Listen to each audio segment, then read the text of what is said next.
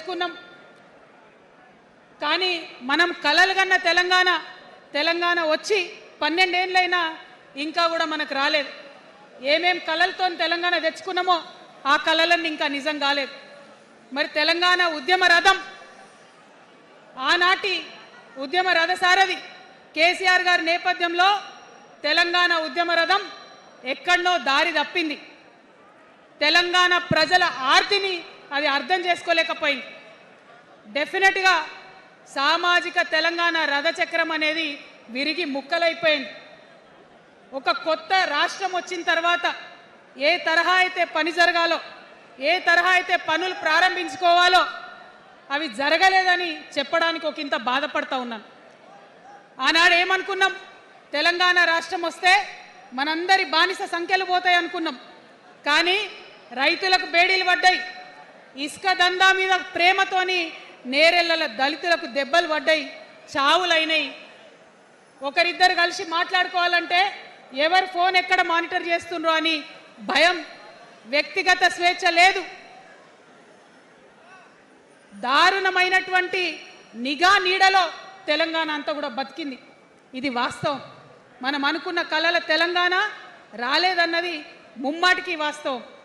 మరి అటువంటి సందర్భంలో నేను ఇవాళ మీ అందరికి ఒక మాట చెప్పాలి. ఆనాడు పరిపాలించిన కుటుంబంలో నేను కూడా ఒక భాగం.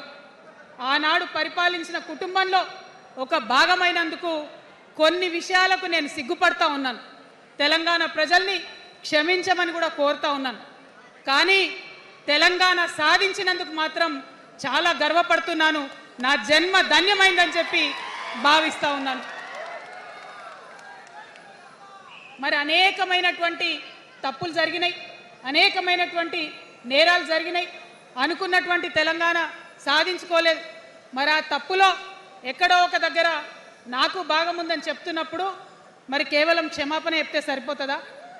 ఏ తెలంగాణ అయితే కావాలనుకున్నామో, ఏ సామాజిక న్యాయ తెలంగాణ అయితే రావాలని అనుకుంటున్నామో దానికోసం నడుం బిగించి కష్టపడి పని చేయాల్సిన అవసరం కూడా ఉంది. మరి ఇవాళ పని చేయడం కోసమే తెలంగాణ రాష్ట్ర సేన ఇవాళ తెలంగాణ ప్రజల ముందుకు వచ్చింది. రేపటి నుంచి మీరు చూస్తారు మా పని ఎట్లుంటుందో, మా పనితీరు ఎట్లుంటుందో. అది టెక్నికల్గా అధికారం తెచ్చుకోవడానికి, ఎన్నికల్లో పాల్గొనడానికి డెఫినెట్గా బాగుంటుంది. కానీ దానికి ఒక ఆత్మ ఉండాలి, దానికి ఒక నేపథ్యం ఉండాలి. ఇవాళ బీఆర్ఎస్తో అదే కదా ప్రాబ్లం. టెక్నికల్గా బాగున్నారు, ఎలక్షన్ పోతున్నారు, సీట్లు గెలుస్తున్నారు, కానీ తెలంగాణ ఆత్మను కోల్పోయింది. కాబట్టే ఇవాళ తెలంగాణ రాష్ట్ర సేన వచ్చింది. నేను తెలంగాణ ప్రజలందరికీ చేతులు జోడించి నమస్కరించి ఒక మాట చెప్తున్నా, హార్ట్ఫుల్గా చెప్తున్నా, నా హృదయాంతరాల నుంచి ఒక మాట చెప్తా ఉన్నా.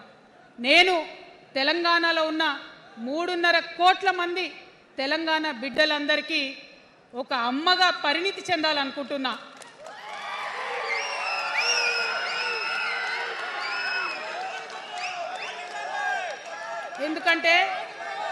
ఎందుకంటే ఒక అమ్మతనంతో పరిపాలన జరిగినప్పుడే బిడ్డలకి ఏదైనా కష్టం వస్తే అమ్మ హృదయం బద్దలవుతుంది.